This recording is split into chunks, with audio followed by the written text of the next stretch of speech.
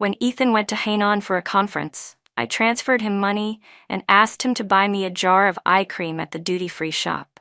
He said he didn't have time.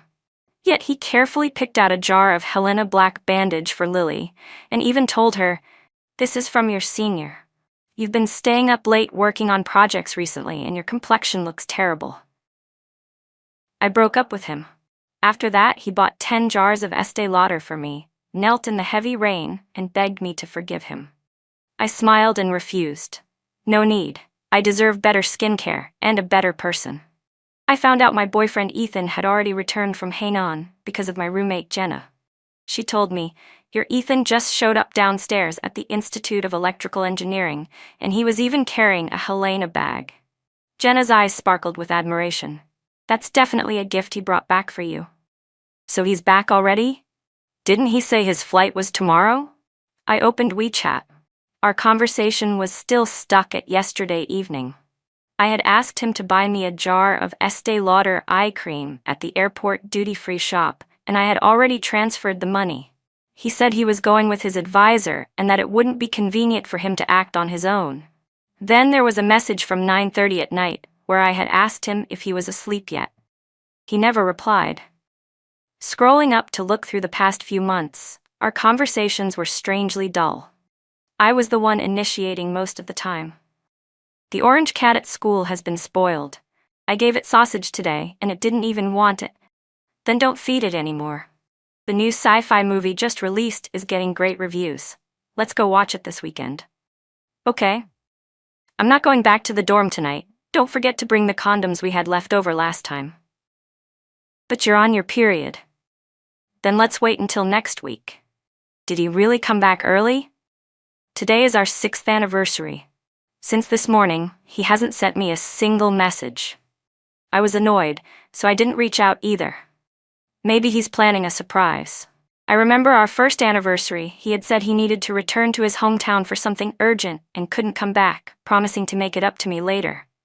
I was really sad that night, but then I saw him standing properly downstairs outside my dorm holding a huge bouquet of roses. I thought about it for a moment, decided not to text him first, and went straight to the lab to find him, casually bringing the gift I'd prepared, a pair of headphones he had been wanting. The door was slightly open. I heard a few of his lab mates asking each other to go out to dinner. Ethan said, "I'm waiting for someone. I'm not going." My heart lifted a little. Someone teased, we know, you're waiting for summer, right? Being apart for a while makes it feel like you two just got married again. Come on, you two are like an old married couple, just one kiss and he'll have nightmares for days." Then Ethan said, "Now it's the same for me and her. When we get in bed, we follow the exact same routine every time. There's not a bit of novelty. It's really boring." I still remember the first time we kissed. It was during the National Day holiday, when we had just started dating. It was extremely hot that day. We kept walking along the east side of the lake and just wouldn't stop. We held hands, our palms soaked with sweat, but neither of us wanted to let go. We chewed through an entire pack of gum. The streetlights along the lake gradually turned off, and the full moon near the horizon was slowly sinking. The cicadas and the birds had already fallen asleep. He slowly leaned in, awkwardly lifted my face, and kissed me lightly on the lips.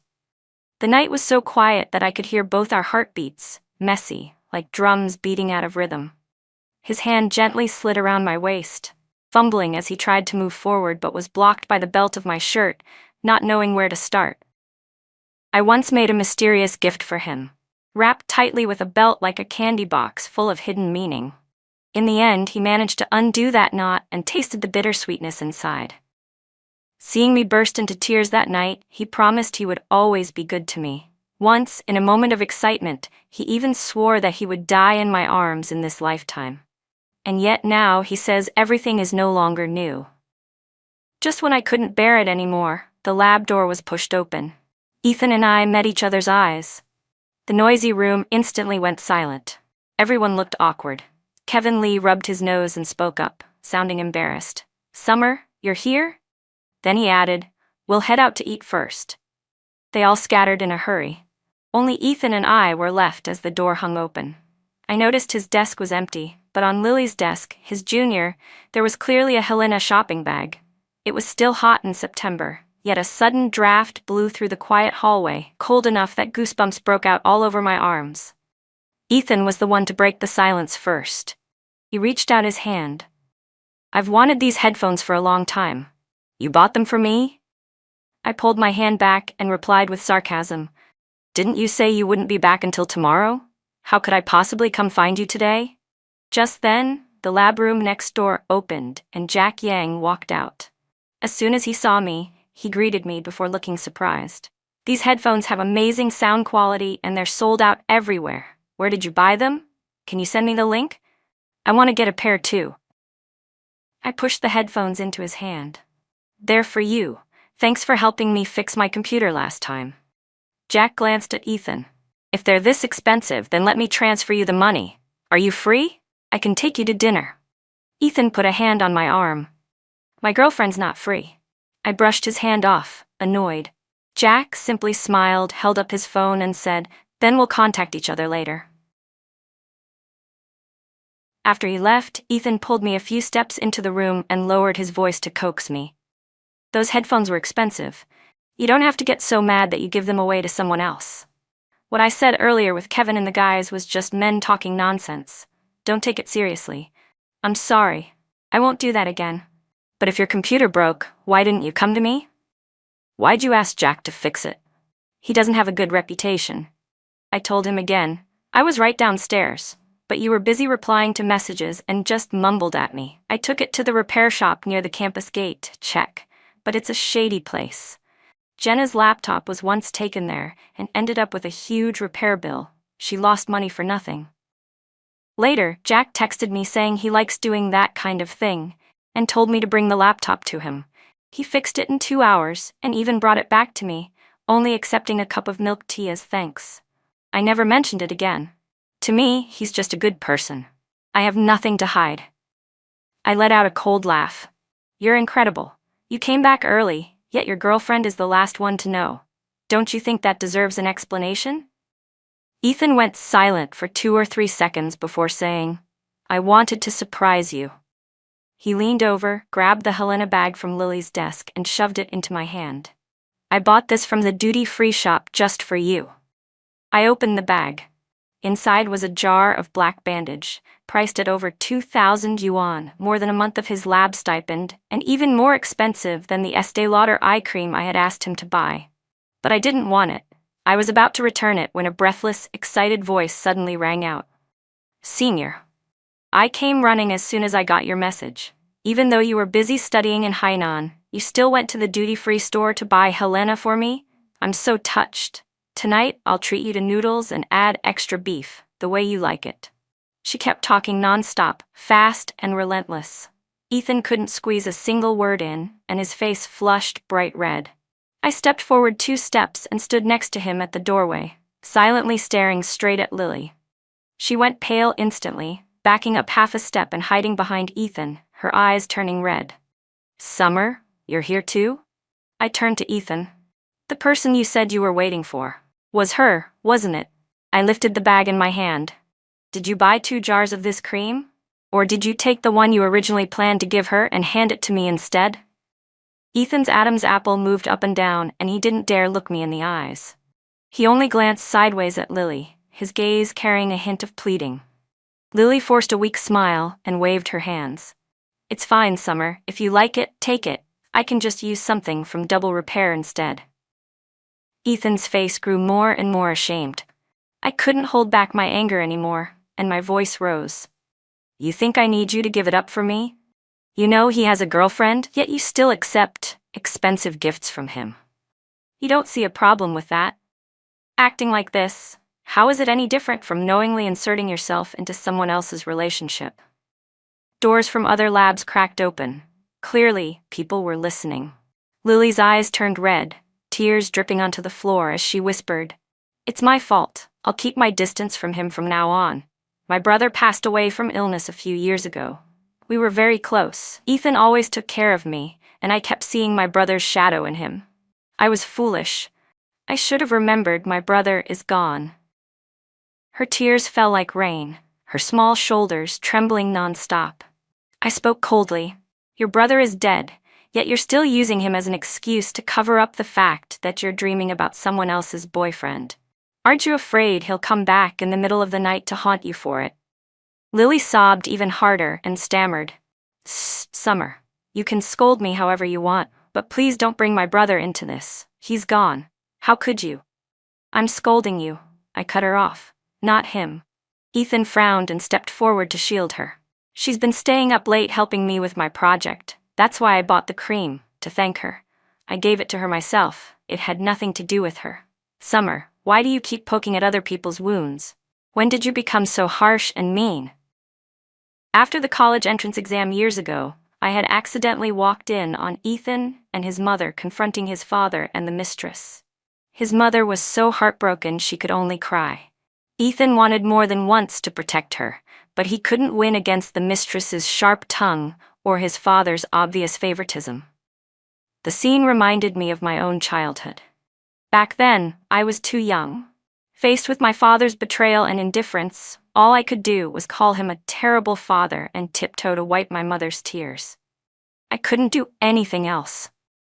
That day with Ethan's family, I had rushed in and unleashed a torrent of insults at his father and the mistress, trampling all their so-called true love speeches without mercy. I still remember how Ethan looked at me that day, his eyes shining like they held stars. He admired me, respected me. Summer, thank you. Your words are sharp and smart, he had said. Later on, he'd seen me arguing with my own father, trying hard not to cry. He had felt so bad for me, pulling me into his arms. I know you're holding everything in. Just cry. It'll make you feel better. My mother raised me alone. I don't know how many unfair looks and cruel comments I had to endure growing up.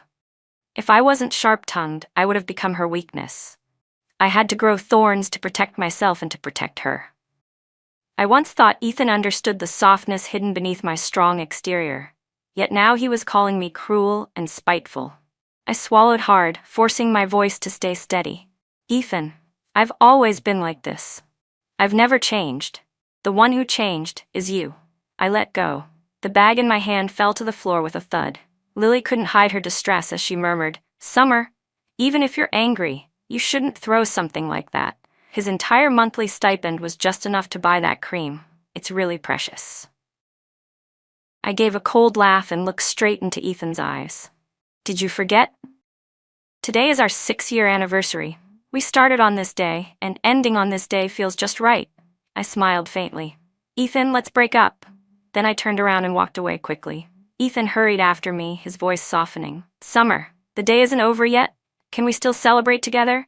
Lily followed behind us, carrying the Helena bag, speaking quietly, Even if you're angry, Summer, don't take it out on the gift.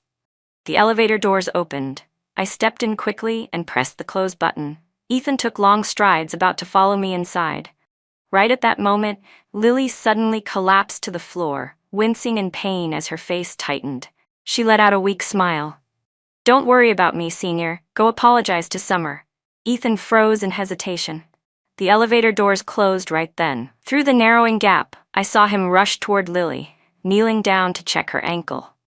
Lily lifted her head and gave me a triumphant smile. When I stepped out of the lab building, the sky had already darkened. The streetlights weren't on yet. The whole space was covered in a heavy, ashy gloom. I went to the cafeteria and ordered a bowl of beef noodle soup, the kind with braised beef. Ethan used to refuse to eat beef because on his mother's birthday, she had cooked his father's favorite beef stew, only to discover he was cheating. That bowl of beef ended up being thrown like a weapon. Since then, he hated the dish. But I liked it. When I was in middle school, my father once came begging my mother to take him back. My mom and I had been celebrating because she'd just gotten a better job, and we'd ordered a whole table of food. Because of my father's intrusion, none of us enjoyed the meal. But my mother still packed up all the leftovers and told me, people can be wrong, not the food. No matter how sad you are, you still have to eat properly. No man is worth starving yourself over. Because of me, Ethan slowly accepted beef again and eventually came to like it. He once told me, every time I eat beef, I'll think of you. I wondered how many times he and Lily had eaten beef noodles together. and whether he thought of me every time. Today, the chef must have been in a bad mood. One bite of the noodles was bitter. My phone kept vibrating non-stop with Ethan's calls.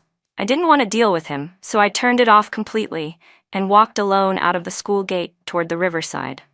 The summer night was sweltering. Even the river breeze wasn't cool. It only made my eyes sting. As if the universe wanted to mock me, I saw a Helena box drifting on the rippling surface of the water. I picked up a stone and hurled it down hard. It sank for a moment, but seconds later, the box floated back up again, bobbing like it was laughing at me. The truth is, I can afford Helena. I earn scholarships every year. My advisor is kind and often gives me extra support. I also work part-time and have my own income. My mother sends me money monthly. But neither Ethan nor I have fathers who provide for us. If we ever wanted to stay in this city, buy a house, buy a car, we'd need money. I couldn't let my mother support me through grad school only to drain her further just to build a future for myself. That's why, from clothes to jewelry to skincare, I always chose affordable, practical things. Money between me and Ethan was separate. We always split dating expenses evenly. Turns out people online were right. If you're too careful to spend a man's money, sooner or later he'll spend it on another woman. I wandered until almost curfew before finally heading back to the dorm. Ethan was pacing anxiously outside. When he saw me, he rushed over. "Where did you go? Your phone's been off this whole time. Do you know how worried I was?" He handed me a giant bouquet of roses and 2 jars of Estee Lauder. "Happy 6-year anniversary. I just bought these 2 eye creams from the main store. Are you not mad anymore?"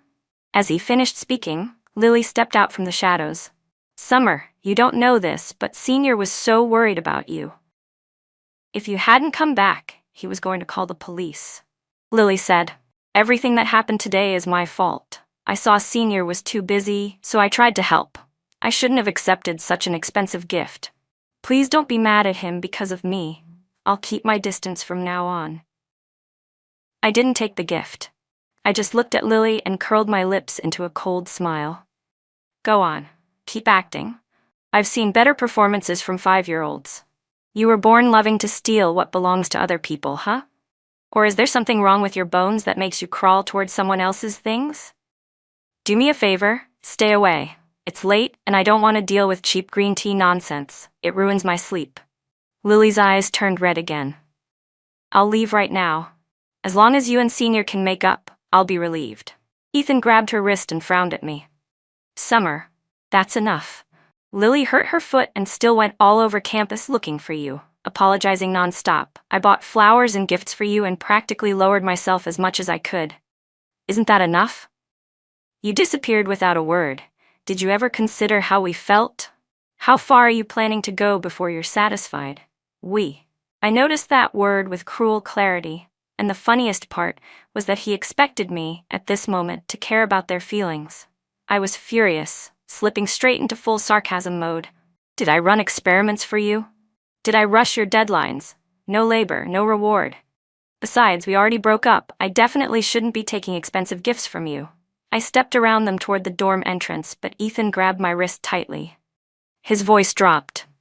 "Summer, don't say things you'll regret. Fine, I'm wrong. Everything is my fault, okay? Just don't make a scene. I don't agree to breaking up." I looked up at him and gave a small smile. "Ethan, divorce requires both people to sign, but breaking up doesn't. As long as I want it, then from this moment on, there's nothing between us." Ethan held on to me, his lips moving like he wanted to argue, but no words came out. The dorm's 11 o'clock curfew bell rang. The dorm supervisor stuck her head out. "You 3 coming in or not?" I shook Ethan's hand off and walked quickly into the dorm. The door clicked shut behind me, locking us into 2 different worlds. When I returned to my room, Jenna was hanging up laundry. She said, "Ethan's still downstairs. He's typing messages like crazy. Lily's down there too." She keeps lightly tugging on his arm, comforting him. Jenna whispered, "Curfew's long past. If they're not going back to their dorms, are they planning to get a room outside for the night?" Ethan's messages came in one after another. At first, it was non-stop apologies, saying that if anything in the future involved giving gifts to female friends, he would definitely discuss it with me first. Then came a long explanation about how he and Lily were completely innocent. The other lab mates were lazy, and only Lily was serious, but the professor scrutinized her a lot. Since she was from the same hometown as him, Ethan said he watched out for her a bit more, but only as a junior, absolutely nothing romantic. I replied, "You don't need to explain anything to me. We've already broken up. Whoever you want to be vague with, whoever you want to care about, has nothing to do with me." That pushed him over the edge, and he stopped hiding what he really thought. "Summer, we've been together 6 years. I'm your first. I have to take responsibility for you. That's why I've put up with your terrible temper all this time. You think I can't find someone else? You should think carefully. If we break up now and I get a new girlfriend tomorrow, even if you regret it, I won't come back." I replied, "I've thought very carefully. Goodbye, Ethan." Then I blocked him everywhere. Half an hour later, Lily sent me a video. She and Ethan were in a hotel room. On the sink counter, I caught a glimpse of a black jar. It was the Helena cream, already opened and used. Lily said, "Summer, our dorms are locked and we can't get back in. Senior booked a room here for me. He told me not to tell you. But I was afraid you'd misunderstand more," Lily said, so I sent the video. "We're in separate rooms. His room is right across from mine. He just bought 2 bottles of John White and went back to his room. Don't worry, Summer, I'll keep an eye on him. I won't let anything happen." Jenna saw me staring blankly at the screen and leaned over to look.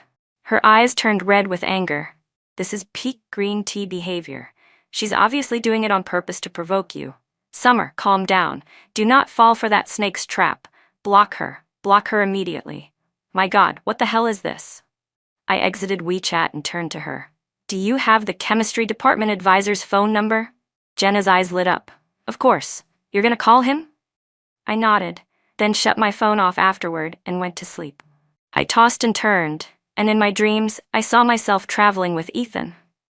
Early in the morning, for some reason, we ended up arguing in our homestay. I've always had a hot temper. After a while, my voice grew louder and louder. He said a few things and went into the bathroom, staying inside for a long time. I got furious and knocked on the door repeatedly. When he finally opened it, he handed me a paper rose folded out of tissue. Okay, it's my fault. I shouldn't have made you mad while you were brushing your teeth." He looked into the mirror, staring at my reflection with a soft smile. "Look at you, such a bad temper. Who else could tolerate this?" I put my toothbrush down. "If you regret it now, it's not too late." He laughed and pulled me into his arms. "You're angry again, but it's fine. If other people can't handle your temper, then you'll always belong to me. I'm the only one with the honor of seeing you mad." When we were still in love, even my anger was adorable to him. He felt proud of being the only one who could soothe me. But once he stopped loving me, even when I was defending myself justly, he called me harsh and bitter. When I woke up, my pillow was wet. No matter what happens with men, life still goes on. My thesis still needed to be written. I quickly revised a few sections, then stepped out of my room. The moment I exited the dorm building, Lily rushed toward me. It was clear she hadn't slept at all. Her eyes were bloodshot. She raised her hand to slap me right in front of everyone. Luckily, I reacted quickly and blocked her strike. She tugged a few times but couldn't break free and immediately burst into tears. "Summer, there's really nothing between me and Senior. Why did you report to the professor that I stayed out all night? Haven't you ever slept outside the dorm before? Senior told me you two lived like a married couple. He even remembers every mole on your body. You two must have opened hotel rooms countless times and been intimate countless times. I only wanted to help you both get back together. But with one report, I lost my scholarship and now I'll struggle to afford living expenses. And now everyone thinks I'm Summer. You were raised by a single mom. I thought you'd understand my difficult situation." Ethan had been standing not far away. At this moment, he stepped forward and pulled my hand away. "Enough, let her go, Summer. You really went too far this time. Now the whole department knows the two of us stayed at a hotel last night. You ruined both our reputations." "Their reputations? Clean reputations?" But I no longer wanted to argue. I didn't want to waste any more energy. My mother once told me, wasting emotional energy on a man is the stupidest thing a woman can do. I took a deep breath, forcing myself to keep my tone calm. Ethan, if that slap landed on my face just now, would you think I deserved it? Ethan froze. You're not the type to just sit there and take a hit, I know that, I cut him off. No matter what, the ones who are wrong here are you two. The report I made last night was intentional, because the way you acted was inappropriate. I've always lived by the rule of tit for tat, so from now on, both of you stay away from me. I paused, then added, and I'm gonna tell everyone that we've broken up. It's your freedom who you book a room with, or who you sleep with. Don't talk to me about what's clean anymore. And I meant every word. I snapped a random picture of the sunrise and posted it to my story with the caption, "The weather is beautiful today. Maybe even the sky thinks I shine brighter when I'm single." Ethan saw me take the picture, edit the caption, and just as I was about to hit post, he panicked and pushed my hand down. His voice trembled a little. We've been together for 6 years. Over something this small. You're really breaking up with me? And you want to post it publicly for everyone to see? There was nothing to worry about. In 6 years of dating, both our moms knew everything about our relationship. They even knew that after our master's program ended, we planned to get married. My mom had told me many times not to stress. She'd saved up a little money and could help with the down payment on a house so we wouldn't struggle at the start. But now it was too late. In the struggle, my thumb brushed the screen. The post went up. Ethan panicked and grabbed for my phone. Delete it. Delete it right now. Summer, can't we just calm down and talk? But I had no intention of deleting it. At this moment, Ethan finally realized something. Yes, I have a temper, but I've never once used breakup as a threat. The fact that I said it now wasn't because I was angry or trying to force him to cut ties with someone. It was because I had truly decided. I wasn't turning back. Ethan reached out to pull me back, but the moment he saw the disgust in my eyes, his fingers recoiled reflexively. He stammered, "Summer, I really didn't do anything. Are you really going to throw away 6 years that easily?" He thought 6 years was an unbreakable fortress, just like those lousy husbands who believe that as long as they're not caught cheating in bed, they can always deny it. They're convinced that since women have invested too much, they won't dare to walk away. But I'm not weak. My stomach isn't filled with soft sand, it's filled with fire. As we passed each other, Lily glared at me with pure resentment. I smiled sweetly at her. "Congratulations, you successfully dug out the corner of the wall. I don't need him anymore. Go ahead and keep him." Ethan and I had always been well matched. Same family background, similar ability, compatible looks. We'd been together since high school, through undergrad, and now grad school. We had too many mutual friends. Everyone assumed we'd end up married. My WeChat exploded, over 99 unread messages. Some people were curious, some concerned, some regretful, some sad. I only replied to a few closest friends. At lunchtime, my mom called. "Ethan just called me for a long time," she said. "He admitted fault and begged me to talk to you on his behalf." My mom had always liked Ethan. Sometimes I even felt she liked him more than she liked me. I felt a pang of irritation. "So you want to persuade me to get back with him too?" she asked calmly. "Are you just angry or have you really decided?" "I've decided," I said. "Then break up," she replied without hesitation. I was stunned. "But Mom, you always liked him," she sighed. "Silly girl. You're my daughter. Of course I love you more. Everyone in life meets a few lousy men. You're lucky you recognized him early. You're not worried that I'll think you're overreacting?" "Overreacting? How is it overreacting when a betrayal of trust is involved? If it were me, I'd have slapped him 10 times already before I felt better." She continued, "And there's something I haven't told you yet. Actually, Ethan's parents, his roommates, said, this isn't quite cheating yet. Luckily, you reacted quickly and reported it. My mom said that since I'd already vented my anger, I should just let it go. After all, being together for 6 years wasn't easy. I had moments of doubt too, wondering if maybe I was being too demanding. But her words cleared the fog in my heart. I gave her a loud kiss and thanked her. After hanging up, I went with some classmates to cafeteria number 3 for lunch. The moment I sat down, I noticed Ethan wandering through the crowd. Ever since the second semester of our first year of grad school, when Lily started adding him on WeChat and frequently asking him questions, our time together had noticeably decreased. He said we were already like an old married couple and didn't need to stick together all the time. Before, he always complained cafeteria nah. 3 was too far, that he was busy in the lab and didn't want to waste time. Now he suddenly had all the time in the world. When he spotted me, his eyes lit up. He carried his tray and hurried toward me. I said coldly, "Sorry, this seat is taken." He glanced around. "No one's here." His voice softened. "It's just the 3 of us sitting together. Summer, there's really nothing between me and her. I haven't even held her hand. Please don't be mad anymore. Are you really gonna throw away 6 years of love over something this tiny?" I lifted my head and looked him straight in the eyes, articulating each word clearly. "This seat is really taken." "Taken by who?" he asked. Right then, Jack Yang arrived with his tray and sat down across from me, smiling brightly. "Sorry, Ethan. Summer saved this seat for me." He pointed to the far corner of the cafeteria. "There's an open seat over there. You can sit there." Ethan's chest rose and fell rapidly. "You're sitting across from my girlfriend like this. Don't you think that's inappropriate?" Jack blinked innocently. "Didn't you two break up already? You can take a junior to book a hotel room, but your ex-girlfriend can't even sit with another guy in a cafeteria?" His voice was loud enough for half the cafeteria to hear. People around us perked up immediately, listening intently. Ethan's face turned red, his eyes, too. He lowered his voice. "Summer, nothing happened between me and Lily. If you care so much, I promise I'll keep my distance from her from now on. Please unblock me on WeChat. I want to explain everything." I snapped. "Enough. Do you want me to lay out every detail of what you two did in front of everyone here?"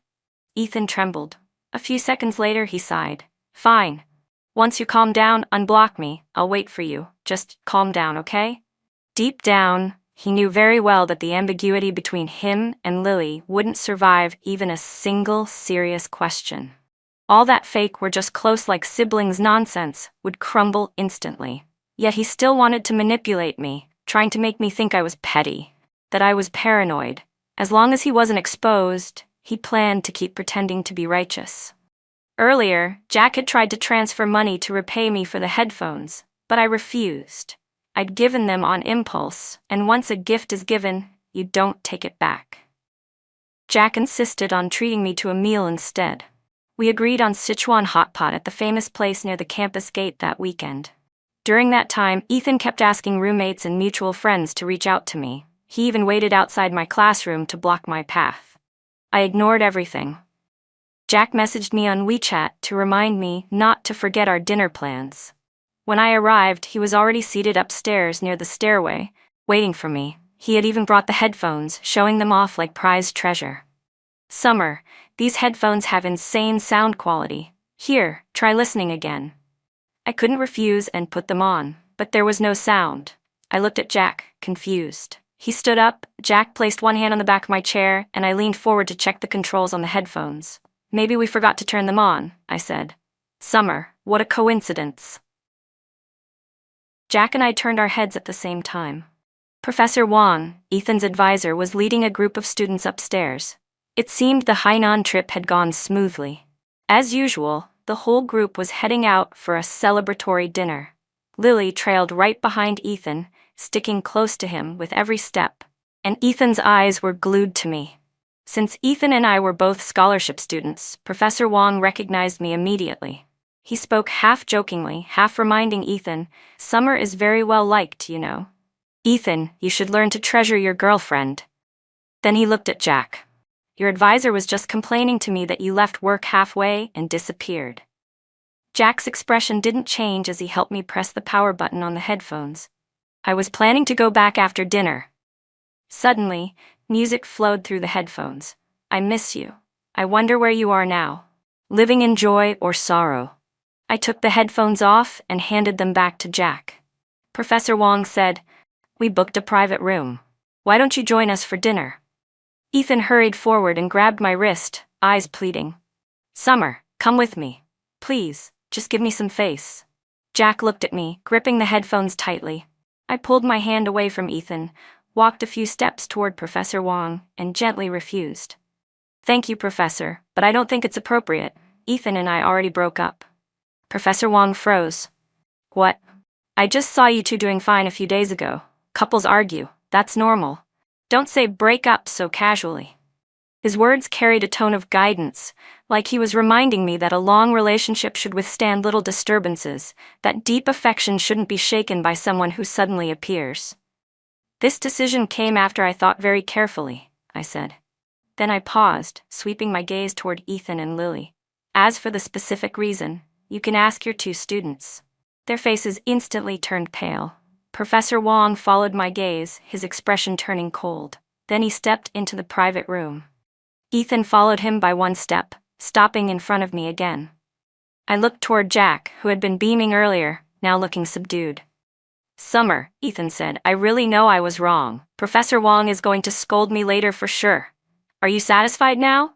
You didn't have to drag Jack into this just to provoke me. His eyes reddened. I admit there were moments when I felt sorry for Lily. She's gentle and pitiful sometimes, but I never crossed the line. Believe me, I'll never be like that again. I'll devote myself entirely to you. The hot pot on the table boiled loudly, steam rising and stinging my eyes with its spicy heat. There was a plate of mandarins, and the top one was rotten. I picked it up and said calmly, they say that when a fruit has mold in one spot, even if you can't see it with the naked eye, the mold has already spread through the inside. We've been together too long enough for you to get bored, long enough for things to lose freshness. But do you think I can stay fresh forever and love you like the very beginning? Every love fades eventually. What matters is conscience. In the past 6 years, I've met people better than you, more handsome than you. Upperclassmen and underclassmen have asked for my WeChat. Some gave me gifts, some confessed, but I always respected my boundaries. Too bad you didn't. Ethan, you are this rotten mandarin. Even if you cut away the spoiled part, even if the rest looks fine on the outside, it's already rotten inside. There are so many fresh mandarins on the plate, why should I force myself to eat the one that's already spoiled? Ethan reached out and snatched the rotten fruit, peel and all. He shoved the rotten mandarin, peel and all, into his mouth, chewed roughly, then swallowed. See? I can still eat it. It's still edible. His voice trembled. I'm just a little flawed. You said before that even if I wasn't perfect, you would still love me. That was when you were still loyal to this relationship, I said calmly. Ethan, you've been tainted. You're no longer someone worthy of my love. The light in his eyes dimmed entirely. His lips quivered as if he wanted to say something to hold on. Just then, Kevin Lee rushed out of the private room and called him. Ethan, Professor Wong is furious. Why aren't you inside yet? Be careful, he just yelled at Lily like crazy. It's probably your turn. Ethan was dragged away. His back, once straight, now bent slightly. His shoulders slumped as if he had lost something he couldn't afford to lose. Jack ordered another plate of watermelon. He shot me a subtle look. Summer, mandarins are too sour. Want to try some watermelon instead? It's red, sweet, and juicy. I squinted at him. Jack, you did that on purpose, didn't you? Our two labs are separated by one wall. You knew they were having a dinner gathering, so you purposely chose a table right by the stairs to bump into them, right? Jack rubbed his nose in embarrassment. You're too sharp. You got it right. Then he pulled a bouquet of white calla lilies from beside his chair. So, Summer, do you think I have a chance? Calla lilies, the flower of purity and loyalty. But I turned him down. I was certain I'd never get back with Ethan, but I also didn't want to rush into a new relationship. 6 years had drained all the fire from my love. I needed time to gather myself again. When the right time came and I met the right person, maybe I could start a new chapter. Because of my complaint, Professor Wong had scolded Lily harshly and declared a rule banning internal dating within the lab. He only had 3 female graduate students. One was married, one had a boyfriend outside school. The rule clearly targeted Lily. As for Ethan, because he was the one in love, the reprimand for him was even harsher. After dinner, Professor Wong dragged him back to the lab to continue lecturing him, telling him to stay away from Lily, and if he ever got entangled again, he shouldn't call himself Professor Wong's student. Despite his gruff temper, Professor Wong never withheld stipends, never stole first author positions, and though he favored strong male students, he also cared about female students. His reputation had always been steady. Lily had been a direct admission student from another university. She shouldn't have been weak academically. For Professor Wong to dislike her this intensely, there must have been other reasons. But none of that concerned me anymore. I was ready to start a completely new single life. The only problem was that Ethan clung to me like a ghost that refused to fade. Overnight, he suddenly seemed to have endless free time, appearing everywhere in front of me. After my major lecture, he stood waiting outside the building with a huge bouquet of roses. I threw them straight into the trash. Compared to flamboyant roses, I preferred the quiet strength of calla lilies. Once, I casually mentioned craving honey-fried rice cakes from the high school gate. That night, he took an overnight train back to his hometown. The next morning, he bought them, put them into a thermos, and took a taxi back. When he handed them to me, they were still warm, but all stuck together in one mushy lump, completely unrecognizable. I gave them to him to look at. His face turned pale. "I'll buy them again. I'll be more careful next time." "Ethan," I said quietly, "don't you understand yet? There's no going back from this. Even if you manage to bring that old street vendor from my high school gate here to recreate the exact same snack from my memories, Toinoi, I'm no longer that girl, and you're no longer the boy you used to be. We're done, Ethan. Wake up." "No. No." Ethan shook his head violently. "Summer, we're not over. We can start again. We can go back to the beginning." I was exhausted. I tried my best to avoid him. He was simply in a state of emotional breakdown, temporarily unable to accept that I'd let go so easily. Time, I thought, would eventually calm him down. But a week later, he pulled a stunt in front of the girls' dorm. Down in the courtyard, he arranged candles into a giant heart shape. Inside that heart was a smaller one made of Estee Lauder skincare bottles. Holding a loudspeaker, he repeated over and over, "Summer, I was wrong. Please forgive me. Please forgive me." We agreed we'd get married after graduation. The university campus is never short of gossip lovers. A huge crowd gathered instantly. Someone shouted, "Take him back." Then more voices chimed in, "Forgive him. Forgive him." Jenna leaned out from the hallway window, absolutely furious. Are these people insane? They love men who betray them so much, then may their boyfriends cheat on them someday and beg the same way. It was a moonless, starless night, sticky with humid summer air. I put on my headphones, kept listening to music, and continued doing thesis research. I didn't know how long had passed before Jenna tapped me. "It's pouring outside. Ethan still hasn't left." Raindrops the size of beans hammered against the window. The crowd had already scattered. Those who came early had all been chased off by the storm. Ethan was still kneeling on the grass. His hair hung in soaked strands across his face. His shirt clung to his thin frame. I hadn't noticed it before, but in just 1 month, he really had lost weight.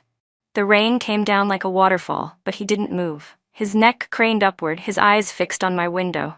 Under the dim glow of the street lamp, his silhouette on the ground looked even more blurred, like a ghost stuck in mud, unable to escape. Far away, someone was standing under a tree holding an umbrella. It was Lily. The loudspeaker must have died because Ethan's own hoarse voice carried upward. "Summer, come down, please, come down. I need to talk to you, I have something to say." Curfew was nearing. If he kept this up, I'd become the subject of endless rumors. I grabbed an umbrella and went downstairs. The moment he saw me, his eyes lit up. He lifted the jacket covering the Estee Lauder bottles, showing them off. "Summer, I bought a bunch. The salesperson said it's enough for you to use for 2 years. When you finish them, I'll buy more."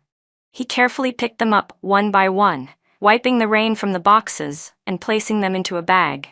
"They're a little wet, but they're still good to use." I shook my head. I switched to using Lamer now. I used to think I should save money and put more toward a house deposit, so our future marriage life wouldn't be so hard. That's why I used affordable skincare, cheap and decent. But now I don't need to save like that anymore. Ethan, I deserve better products. And I deserve someone better. Don't come to me again. 6 years. Don't let the last memories I have of you be desperation and a pathetic image that makes people resent you. Heavy raindrops slid down his face. It was impossible to tell what was rain and what was tears. I turned away to leave, but he suddenly grabbed my wrist. "Wait. I have one last thing to show you." He carefully pulled a document bag from his backpack. Inside was a deposit contract for an apartment. You remember Peach Blossom Residence, right? Last time we passed by it, you said, if someday in the future. If we could buy a place there someday, that would be amazing, I had once said. Ethan looked at me with a bright, eager smile. I already put down a deposit on a 4-bedroom unit, 140 square meters. The deposit is paid. That neighborhood wasn't bad at all. Close to the subway, near the university, surrounded by everything you'd ever need. And the developer had a good reputation in the city. The only problem was that all the apartments there were large units, starting at 2.4 million yuan. For the two of us back then, that price was crushing. Ethan continued, trying to please me. In a few days, we'll go sign the contract. I'll put your name on the deed. I already covered 1.4 million for the down payment. I'll handle the mortgage myself. Summer, let's build a home together, a home that belongs to us. I stared at him in disbelief.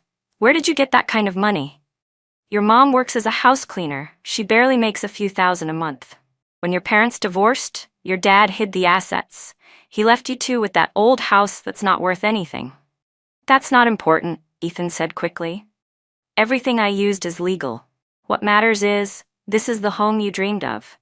This will be our future. Then I remembered what my mother told me a few days earlier, and everything suddenly clicked.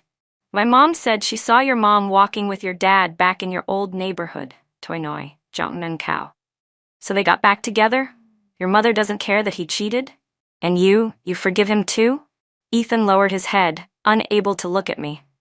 My dad cut ties with that other woman. That kid isn't his. I'm his only child. He realized my mom is the only one who truly loves him. He brought all his money back home. The down payment, he gave it voluntarily. And your mom agreed to this? I demanded. I remember her tears, the despair in her eyes. She told me more than once that she never wanted another man in her life. She just wanted a quiet life with her son. Ethan spoke softly. My dad said he'd buy me a house, buy me a car, make my future easier, and my mom, she agreed. I knew no one in this world was perfect. I had once believed that even if Ethan had flaws, he wasn't a bad person. He did have good qualities. It was just that I valued purity and loyalty too much to tolerate betrayal.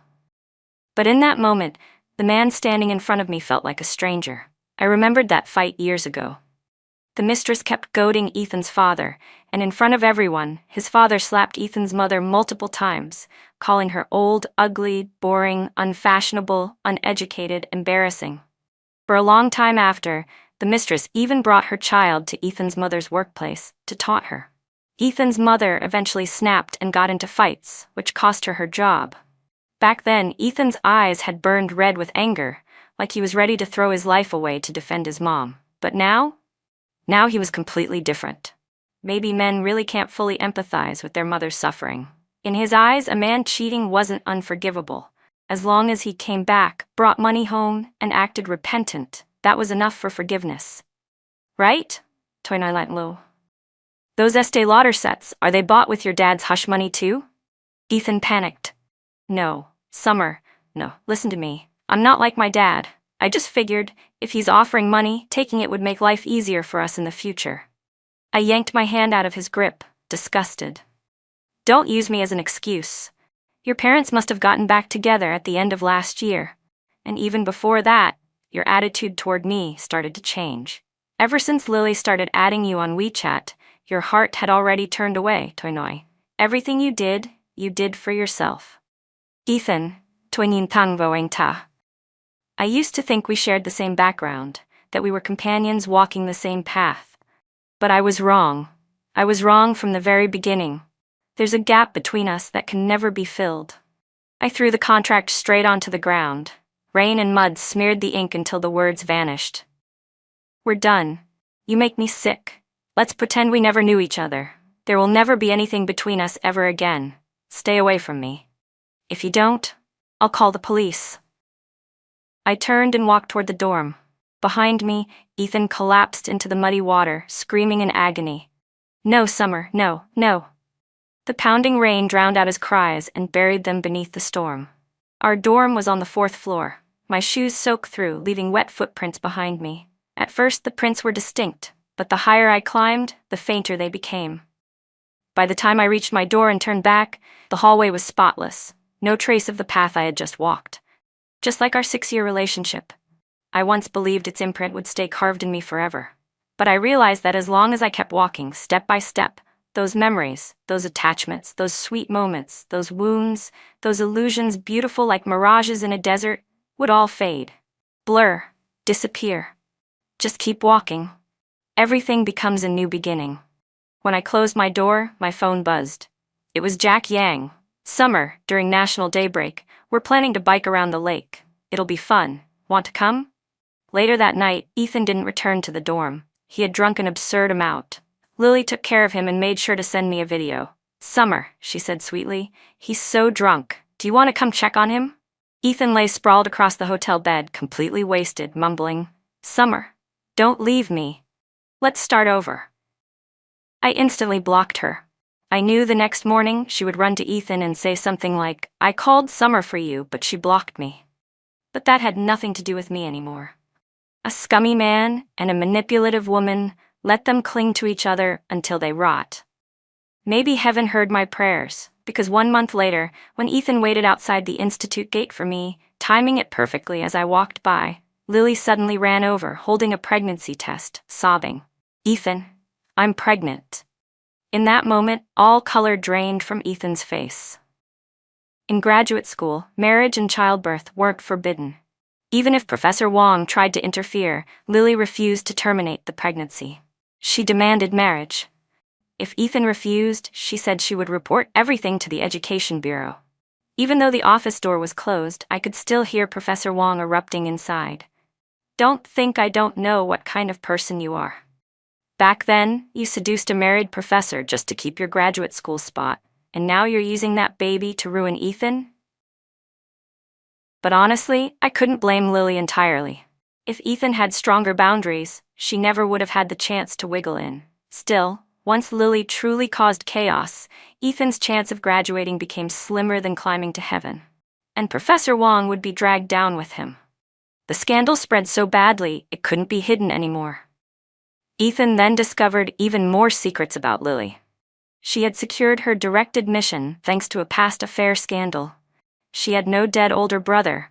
Her mother was actually the mistress. She was born because her mother wanted to replace the legal wife, but ended up giving birth to a girl while the wife gave birth to a boy. So both mother and daughter were kicked out. But by then, it was already too late. Lily was no longer the gentle, fragile girl she pretended to be. She made Ethan do her experiments, write her thesis, buy imported fruit, buy luxury skincare, purchase designer items, book an upscale postpartum care center. She clung to Ethan like a leech, draining him until he had nothing left. Ethan grew visibly thinner by the day. He had become so thin he looked like a fragile bamboo stalk. One gust of wind could knock him over. His mother once called me, her voice full of anguish. That girl is pregnant. What else can we do now? Summer, you're such a good child. Our family owes you far too much. Lily even came to flaunt in front of me. Honestly, she said, stroking her belly, I could have gone for someone richer, but I can't stand the smell of older men. Ethan is young, handsome, smart, and he's his father's only son. Even if he's not wealthy yet, he still has potential. She smirked proudly. I'm his legal wife now, and this baby is the legal heir. Unfortunately for her, life wasn't a fairy tale. After Ethan's father left the mistress and returned to his wife, the mistress retaliated by reporting him for possessing large, undocumented assets. The authorities seized everything from Ethan's family. The apartment Ethan bought couldn't be kept. With Ethan still a student and his mother earning barely anything, there was no way he could keep up with Lily's extravagant lifestyle. She argued with him every single day. His mother cried constantly. His father was in custody. Ethan's experiments kept failing. He couldn't write a single word of his thesis. Even Professor Wong gradually lost faith in him. Then, at the worst possible time, Lily insisted Ethan pay the remaining fees for her luxury postpartum care center. The couple got into a huge fight, and Lily fell down the stairs. She lost both the baby and her uterus. Her greed had swallowed her whole. And Ethan paid dearly for his indecision. I once thought he'd be trapped with Lily forever. As for me, thanks to my advisor's recommendation, I received an internship opportunity at a top institute in Shen City. On the day I actually left, I didn't expect Ethan to appear at the train station. His eye sockets were sunken, dark circles ringed his eyes. His shirt hung loosely on his much thinner frame. I'd heard that he had also been offered an internship in Shen City, but Lily had refused to let him go. All the pride he once carried was gone. His expression looked like a dead lake, still, lifeless. Only when he looked at me did a faint glimmer appear. "Summer," he said quietly, "I finally understand how wrong I was. My life is probably ruined now. I hope you just keep getting better." I nodded calmly. "Thank you, I hope the same for you." But I knew very well his life wouldn't get better. After his father's arrest, his mother called me repeatedly, full of regret. At first, I responded out of courtesy, but soon she said, "Bookmark back. Summer, could you come back to Ethan? Lily will drag him down completely." From that point on, I stopped answering her calls. The high-speed rail station was packed during summer. It took me forever to find an empty seat. My suitcase was heavy, and I struggled to lift it into the overhead compartment. Just as I almost lost my balance, a hand reached out and steadied it, sliding the luggage neatly into place. I turned and saw Jack Yang smiling at me. "What a coincidence," he said. "My family has a small company in Shen City. I'm heading over this summer for some internship experience." It really was a coincidence.